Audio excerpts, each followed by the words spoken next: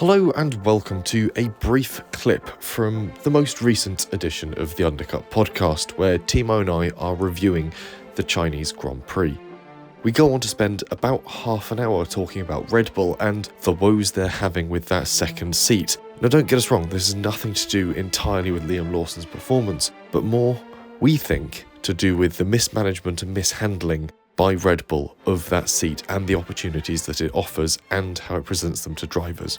We figured, given the recent news, that it's actually quite an important piece, so we've clipped it out, repackaged it, and offered it up here. So if you want to hear our thoughts on what's going wrong with that Red Bull seat, listen on. Third place in Constructors is Red Bull. Verstappen qualified fourth, while Lawson qualified P20 and ended up with a pit lane start. Verstappen comes home P4 and Lawson 12th. We'll do this now or later?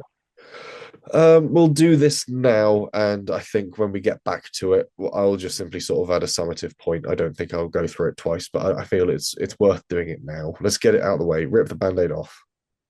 I'll start with Verstappen because that's the easy part. Damage limitation from him across the board, really. He seems quite happy inside the car and out, despite it lacking in performance. He just seems pretty content with everything in life, which is nice to see from a driver where this has historically not often been the case. I think he just knows that he doesn't have anything to prove anymore. He's won 4 championships in 4 different manners. He's going to be a dad soon.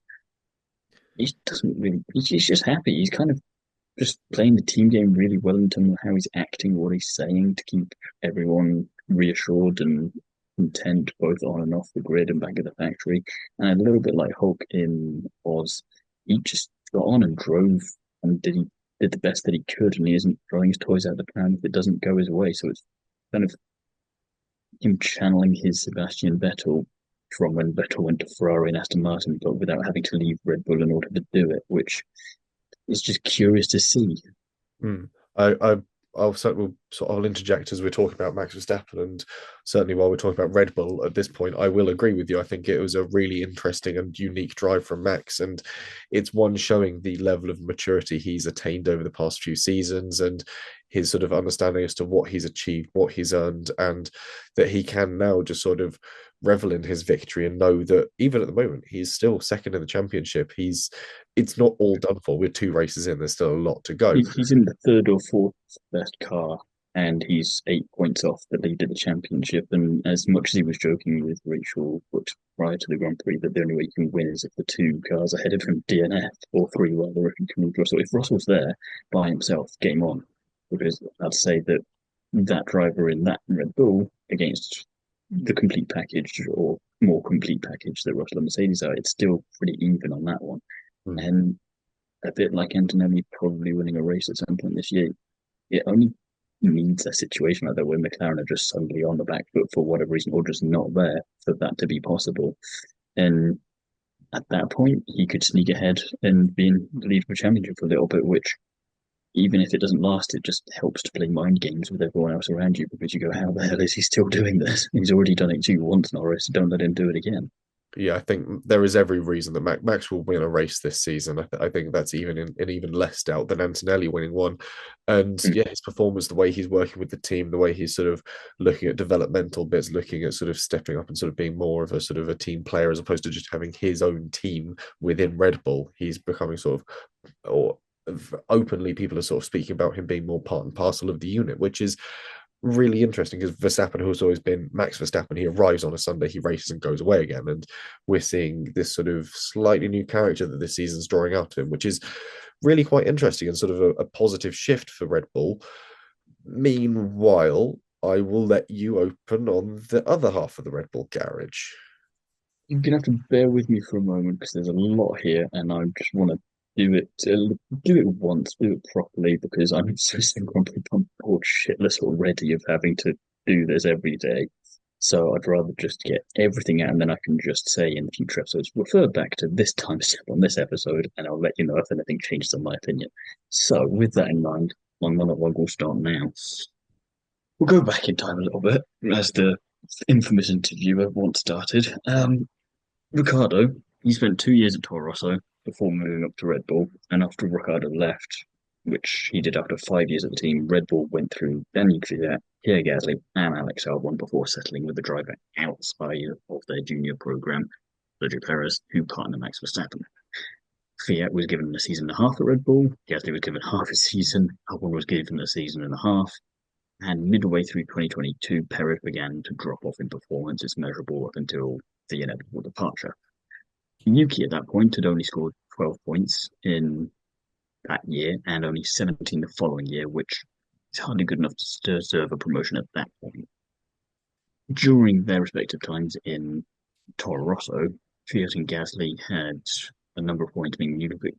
Kvyat, he was the weakest one, but he got points of 37 and 32 in his last 2 years in the car there. Gasly, he went from 29 to 75 to 110 to 23, but that was a good year for him. And I think he was already also driving with one foot out the door, as it were. And during Gasly's time at the junior team, he only finished outside of the top 10 5 times, which includes 2 DNFs.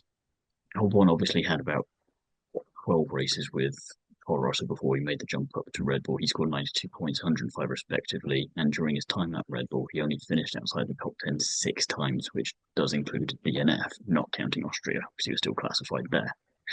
Perez finished outside the top 20, finished outside the top 10. That would have been impressive even for him 20 times during his stint at Red Bull, but that includes 10 retirements, so not too bad on the face of it when you look there, because again, these things could be mechanical, could be someone else taking you out. You're probably not taking yourself out in the majority of these sorts of situations. Yeah. Ricciardo, meanwhile, he finished outside the top 10 24 times, but 18 of those were DNFs, which is just a fun kind of statistic to throw in there.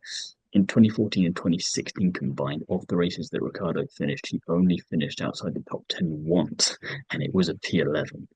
In 2018, he only finished outside the top 10 because he DNF'd. The rest of the time, he was in the top 10. So that's the history and expectation that Tsunoda and Lawson are going up against here. So despite qualifying well, because we know he can do it, Tsunoda's only been able to finish fourth once and sixth once, both in 2021. All of the points he scored in his F1 career have been below that. Gasly at that team, he won the Italian Grand Prix and he got on the podium in Baku. Kvyat got on the podium in Germany. Albon never got the chance because he got promoted so damn quickly, but he did finish in the top 10 5 times whilst he was at the junior team, and he was just outside the points 3 times, I think P11 and P12, before he was promoted in his rookie season. Last year was obviously the strongest season since 2021. But in 2023, when Lawson came in for the 5 Grand Prix, he beat Tsunoda in 4 of them and scored points in Singapore. Crazy good race for him. Last year, he beat Tsunoda in 2 Grand Prix and was evenly matched in Qatar. I think they were 1 position apart from each other. And that was after having been out of the car for over a year at that point, while Tsunoda had been racing in the same car in the entire interim.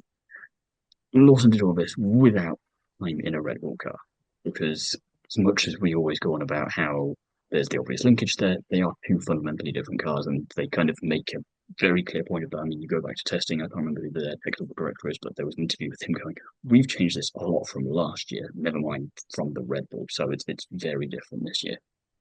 And post Chinese Grand Prix, Tony Collins made an interesting point, which I wanted to latch onto, which was why are Red Bull not following Mercedes' example with Antonelli in terms of the time that they're giving him? Why not put Lawson in an old Red Bull car, not controlled by the cross cap, and work him to the bone, take him to track, throw him around, just do everything you need to do there, because they've done that with Antonelli at Mercedes, and it's clearly worked. They did it with Lewis, I believe, back when he was at McLaren for the first time. He knew that car ridiculously well, and guess what? It worked. I don't know why they're not doing that, especially when Verstappen even admits that it's a tricky car to drive, and when the 4-time world champion says it's tricky to drive, you probably should believe him. Tsunoda's qualified 5th and 9th so far this season, but he's failed to score points on either occasion. And in China, Lawson and Hadjar did both finish ahead of him. I know neither of them scored points, but if we're going to look at results, and a lot of people are going to look at just results, then it matters. So while the argument can be made that Minardi, because that's the base word we all know we can associate with the core that team, is good experience, it's a very different car to the Red Bull. And this year's Racing Bulls, as I've said already, is very different to last year's. And it was something where I was interested to see that Ricciardo's test. I was going back in Red Bull in Silverstone versus his performance in Minardi just shows how different they are. And it would have been really interesting if he'd been put in that Red Bull instead of Perez for half the season instead of in the Racing Bulls, because I think we might have had a whole completely different outcome there. But that's a what if podcast for another day. I'm not going to insist on bringing Ricardo back at this point. It just highlights why being good in one doesn't mean you'll be good in the other. And I just think two Grand Prix is not enough time to get up to speed with a new team, because if that were the case, then should we cast out Behrman, Bortoletto, Hadjar, Sainz, Ewan, Ocon, and Ocon, because they've all had mixed results in their first two Grand Prix at a new team? No, it'd be stupid. So it makes a lot of sense to me why Red Bull chose Lawson, and they should stick to their guns. Keep him for the season, because you need a full data set. You get tracks where they've been before, tracks where they haven't, and you get a really interesting map layout. And one of the things I really liked about James Bowers was that, and still do, it's not gone anywhere, with Logan Sargent, was that he gave him plenty of time, arguably a lot more than other people would have given him, to figure out if they could be an improvement there. I think the argument can be made that Williams has time on their side to afford to do that kind of thing because they're not fighting for a championship. But at the same time, you look at the expectations that I said about earlier with all the previous drivers that have been in Toro Rosso and Red Bull, you need to be sure that you can give that kind of a level. And when you've not been in that car, it's a lot easier to say than it is to actually do. And when Lawson's coming in for small periods of time over 2 years without any other training in the car in the meantime, and he's on the same level and sometimes beating you when you've been there for 4 years, I can understand why you get chosen over the guy that's been for the 4 years, and why you are going to obviously be comfortable in the team that you're entering your fifth season with when you just know it so damn well. It's kind of like, I'm suspicious to why Lando is so good in McLaren or Charles is so good in Ferrari. Is it because they've been there for donkey's years? Probably helps and something to do with it. So, like I said, it makes a lot of sense to me why Red Bull chose Lawson and why they should keep him there and give him a fighting chance. They only have themselves to blame otherwise for not giving him more time in the car. They could have just done with my point, Bernie's point about getting in the car. And instead, if they don't kind of do that and they keep going through the cycle, then they end up back in the Perez situation in the first place, which, he was a massively experienced driver that still struggled in the end.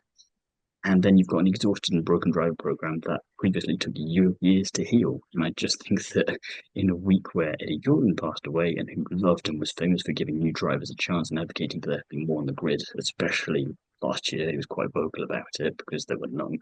It doesn't come across as treating rookies particularly great like this. And we've got the same problem with Dew, and we'll get to him later. And I just think if you put Yuki in that car, a Suzuka for a one-off, which is just silly anyway. It's like, what do you do afterwards? You swap them back again. What are you actually going to hope to achieve here? If he doesn't perform? If he doesn't get minimum 10th, what does that do for him? He's just essentially buggered immediately. He's done. And what do we do then? We've got to rush Lindblad into that racing board. We've got to poach Colapinto from somewhere with this random ass rumor that's come out of nowhere. Then Ollie Guth is suddenly waking up going, oh Christ, I'm nearly up for this in a minute because Lindblad's gone. And then you're in the same situation again. You just go, you not learn anything. Why would you not just take this time now? Verstappen's saying it's a tricky car, develop it. And he said as well, develop the car towards the other drivers and not just me. I can work with this. And I think he genuinely means this point because, like we talked about just now, he doesn't have anything to prove at this point. He's quite content with how things are. He could leave at any time and he doesn't. And we'd all be like, he's still one of the greatest there's been because look at what he's achieved. He's got nothing to prove. So why not just keep Lawson, actually develop a driver for more than 5 minutes before throwing someone else in the car and expecting it to work? None of the other teams do this to this level. And I just wonder, after what Ricardo left in 2018, I think around that time, 2018, 2019, that sort of period, you just think the intervening time within that, they appear to have learned the square root of not that much when it comes to developing junior drivers. So stick with Lawson, stick to what you know, stick to your guns. You promoted him for a reason. Yes, it's not been a great couple of weekends for him, but that's not a reason to to bin him off, and you kind of go, well, if we judged everyone by how they start a season, teams, drivers alike, and we then ignore the rest of the season, you'd be ignoring how well McLaren did at the end of last year. You go, well, that's just a silly way of measuring something, isn't it? And this is the thing that I overwhelmingly agree with you on the sort of 98% of what you've said. And this is the thing, it's tricky for us to have a discussion because what you said is exactly sort of what I feel. And logically, the argument for Red Bull to stop dicking around makes a huge amount of sense. They've proven nothing by doing this. Well, actually, they've proven something, and it's that it does not give drivers a chance to develop, to get their feet under the table, and to actually prove things. I think that it is worth bearing in mind that the competitiveness of that Minardi Toro Rosso, I think Fernando Alonso called it a Toro Rosso at one point across the weekend, that Toro Rosso has been hugely unreliable to try and sort of pin down its sort of competitiveness against the rest of the field. Some seasons it has been like a sort of pure P5 in the championship all day long sort of car, and some years it has been sort of a proper sort of P9 or P8er. So it is tricky to sort of, certainly over the past few years, give an accurate metric on that, which doesn't help things. But binning off Lawson after two races is by no means an improvement of simply guesswork. And he deserves the time in the seat to get his feet under the table and to sort of prove himself and to get used to that car. Red Bull don't build cars for a driver. This is one of the crucial things. No team goes out there and builds a car for a driver. You have two drivers for a reason. You build a car, it is then up to your drivers to learn how to drive that car. The difference with Red Bull is the fact that Max is an incredibly adaptable driver. You've only got to have a look back at that time for a showcase series of runs. He jumped in, I think it was like a Honda IMSA car, the time that he jumped into a GT3 sports car and was racking up lap times and speed immensely quickly. He is a driver that has an uncanny ability to get in any car and drive it incredibly flat out because he can just adapt to the way that a car drives, a car handles, and how to turn lap time from a car. We've seen the same with drivers like Shane Van Gisbergen when he moved from Aussie Supercars to NASCAR, is what he's in at the moment. And if you watch British touring cars and follow anything Jake Hill does, you'll know that he is exactly the same. You can chuck Jake Hill at a car. If you watch him at Goodwood Members Meeting, Festival of Speed, or Revival, he has been thrown at all manner of cars and is perfectly capable of turning an incredible lap time out of something so far removed from what he last drove. So Goodwood, he's usually in some hyper powerful rear wheel drive 1960 sports coupe. Festival of Speed, they chucked him into a shadow car from the old Can-Am series. He can get in anything and turn lap time. That is one of the key definers of a sort of top tier driver. Lewis Hamilton has very much that same ability to put him into a car and away he goes. He is immediately on it. He's immediately able to pin down what makes it quick. Sebastian Vettel, very similar in that ability to get in a car and extract lap time. So this is where we have this idea of, well, every car must have been built for Max Verstappen because he's able to go quickly. No, Max Verstappen's able to go quickly in any car. And the problem is that then starts to mask issues. That's where it starts to bite drivers like Sergio Perez, like Alex Albon, and like we've already started seeing this season, Liam Lawson. So to sort of think that blinkeredly about it, and this isn't an accusation at you, this is an accusation at Red Bull, to think that blinkeredly about it is ridiculous. And you would think that a racing team that is as competent, seemingly, as Red Bull, they would be able to piece that together. Surely they know Max Verstappen well enough as a driver. They've had in that seat since 2016, nearly a decade in that seat.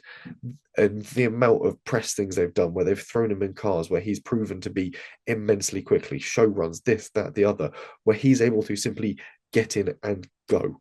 He is a man who eats, sleeps, and breathes motorsport and racing. Look at him when he's doing his sim racing with Gabby Bortoletto. Like the fact that he can just do anything and be quick.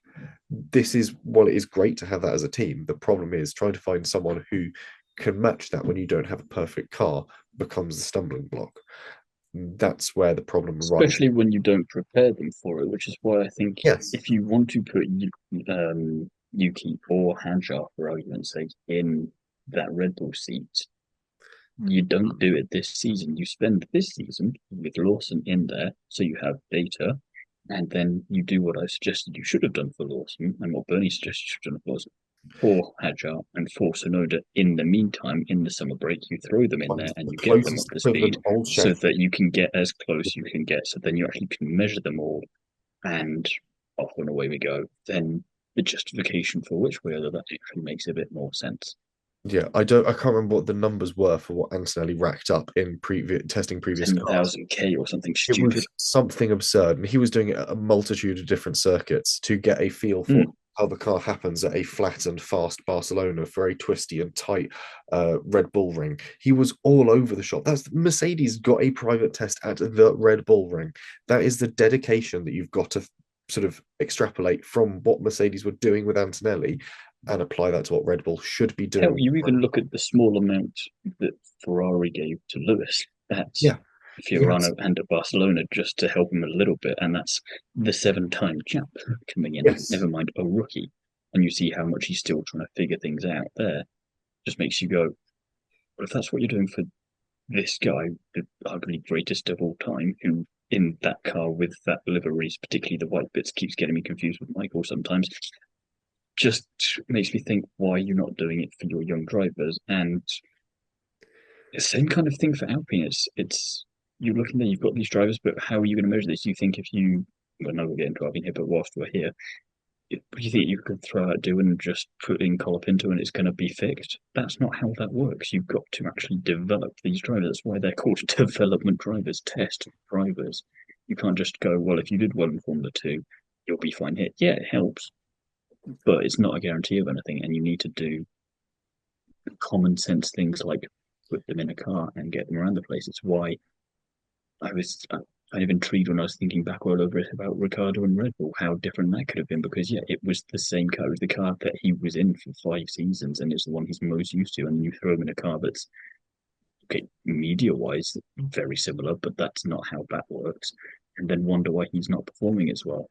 It's just and okay, admittedly these cars weren't best for his style of driving anyway. But again, when you're looking for the next Max Verstappen or the next Lewis Hamilton or the next Oscar Piastri, you're going to get through so many people because you're not going to have that natural thing and you're not willing to develop that. And even those drivers will still need time to develop. Verstappen wasn't perfect from the get go. He was pretty damn good, but you know, even he will admit that he is a much better driver now than he ever was back then, and that comes through development. And Red Bull has no excuse for this. They have, for when it comes to testing previous cars that don't fall under the cost cap budget, they have endless reserves of money. Alpine, I can understand it is a little bit different. It is a smaller team on a slightly more confined budget, and most of what Jack Doohan's testing work has been previously has been sim work, which is great. But when they're running off of But a there's no thing for the real thing. there is no substitution for the actual thing.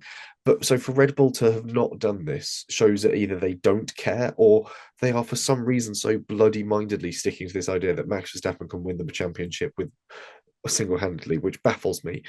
And yeah, my notes that I've written out for Lawson is with a bit of luck, Suzuka, a track he knows well, should do him some favors. And I genuinely want him to do well. And every time I've got criticism or comment on him, I don't want people to think this is just me slamming the keyboard at Liam Lawson. This is the mistreatment of him by Red Bull, and it is a pattern we are seeing repeated. But at the same time, he had a stonker of a quali lap in Singapore in an RB in 2023. He has this incredible raw talent. It's just not being nurtured appropriately. And I don't know at what point we start making That's the thing. It was the RB. It wasn't the Red Bull. it was Different possibly car. a more approachable car, one he might have been more familiar with, one that might be more suited to his driving style, so required less of that adaptation. There's all manner of things that we don't know because we are neither an engineer for RB or Red Bull, and we are not Liam Lawson. Until we become those three people, we won't really know the answer. Until those three people write a tell-all book, we won't know. So there's a lot of things to piece together. Are we likely to see him swap with Yuki for Japan? As much as the internet seemed to think so, and while I was the only person that predicted they would have to do this season, this was down to the way I think Red Bull treats their drivers. And an engineer at Red Bull has come forward and said, if they're swapping Liam and Yuki, they ought to tell us sometime soon because we haven't made up a steering wheel for Yuki yet.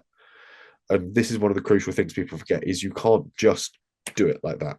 You can't just put them in. The amount of work that Lewis Hamilton and Ferrari put together to get his cockpit and his steering wheel set up ahead of the season was immense. And we're talking hundreds of development hours. So Ferrari could bring in a steering wheel so Lewis Hamilton could start his races with his hand on the top to stop gear and clutch knockdown, so he can have his brake magic button, so he can have controls and dials in the right place, so he can also learn the control patterns for that wheel. There'll possibly be similarity between an RB and a Red Bull, but at the same time, that's a huge amount of development to ask a company to do in the space of a week and a half. And then it's a huge amount to ask Yuki to go, right, get used to it. You've got 3 practice sessions and then you're into qualifying. Best of luck, sunshine. At least when it came to That surprises me that he doesn't fully realize that or not come across that way in the media as has been reported. He just seems up for him. Like, well, yeah, I can understand because you've been chasing that seat for a while, but at the same time, surely you must realize that if you aren't on the money immediately, you're going to look so stupid. And you've only got yourself to blame because everyone's going, no, it's a trap. Have you not been watching all of the past seasons where this is clearly a trap? It's a trapdoor with trapdoor written on it. Cannot be Yeah. getting any more obvious. And at the same time, while that RB is consistently outperforming at least Liam Lawson, you might as well stick there and hope that they eventually learn how to do a strategy and do some race calls and hope the front wing doesn't fall apart. We'll get to RB in due course because there are a lot of problems with that team at the moment as well. But I don't know. I don't think the swap is going to happen. The rumor mill loves to get excited about this, especially because the rumor mill got bored of saying that Colapinto was going to replace Doohan. Then all of a sudden, Colapinto's popped up as potentially being put on loan to Red Bull. That is even more far fetched. There is a lot of hurdles for Liam Lawson to overcome this season, and I want him to overcome them. He is a good driver. He went to Super I Formula. just want him to get the opportunity for it in the same way that Doohan deserves the opportunity for it. It's Yeah, regardless of which way it goes, I don't mind if it goes badly for either of them, as long as they're given the get a opportunity fair to shot. demonstrate it. Because it seems bizarre that you could have drivers like Latifi, Mazepin, and Sargent be there for at least one season, in 2 of the cases, multiple seasons, and you would have got multiple seasons of Mazepin. Jesus Christ, I'm glad we avoided that. Um, and yet you wouldn't potentially get half a season for these 2 drivers. And you think, considering that both of them have been away from Formula One as such in different ways, admittedly Lawson has Super Formula, but still very different, and Doohan's been just kind of hoovering opportunities where he can. The fact that they're even on the pace in the beginning and not 10 seconds away from everyone else just shows how bloody good they both are, and why you should take the opportunity to develop them for the entire course of the season. And maybe, I don't know, do what we said earlier and chuck them in an old car and just give them some testing days like other people would do, as should be kind of the expectation. Oh, I don't get me wrong. I 100% agree with you that. And I know if we asked Martin Valari on this, our sort of tame driver coach, and said, what is the one way to improve as a driver? He's going to say seat time. And what do Mm, Doohan and Lawson not have compared to some of the others? Seat time. That is the simplest fix. Is just exactly. It's the thing with Bortoleto and Hadjar and Behrman as well, and to nearly to an extent. Regardless of if he'd had testing with Mercedes or not, they were all racing in Formula 2 last year. They had this consistent thing there. They had FP1 sessions. Behrman obviously had some Grand Prix. They have the consistent thing and they keep going. They follow that through. These 2, it's kind of like if you throw Felipe Drugovich in there, he's not going to be on it on the go because he's been out of it for a little bit. And it doesn't matter what you're doing elsewhere. If you don't have it consistently enough, it's going to screw you over. And that's what makes Lawson's performances from 23 and 24 with that massive gap between so impressive because he was just expected to do it and he did. And then as soon as you throw in a different car that's related, you go, oh, what's going on here? And you think, would you be criticizing him the same way if he'd gone into a Ferrari or a McLaren? Probably not. So it's interesting that you suddenly do it when it's the Red Bull, yeah, and just because of the linkage. Red Bull's known for doing this sort of thing, and because it has that sister team, it sort of feels that it's obliged to do it. And I think it Red Bull's almost sort of gilded itself its own poison chalice, and I don't like what it's done. We'll wrap up talking about them because I think we've mentioned and spoke about Red Bull enough as it is, and I think this is a story that will continue to rumble on. But the BBC's Andrew Benson made a very interesting point earlier, which is given how lowly Red Bull seemingly rate Yuki and how badly they think these moves through, are we likely to see Hajar moved up to the top team this season instead? Because It'd be equally as stupid. it would be equally as stupid, but at the same time, Yuki Wouldn't put it past them.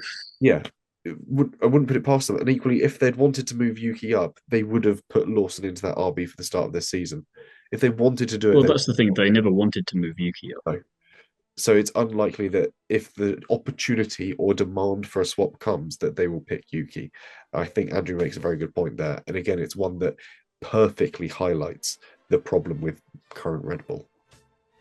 It would then open the door for a repeat of history, but instead of Perez, it'd be Hülkenberg going to Red Bull, and we finally see him get to win a few races. So there is a silver lining to that one, because they'd have exhausted all the junior drivers again and go, oh, how did this happen? And everyone's going, really, guys? Yeah. Really? But also Hulk, so yeah, Hülkenberg podium or win. We'll wait and see.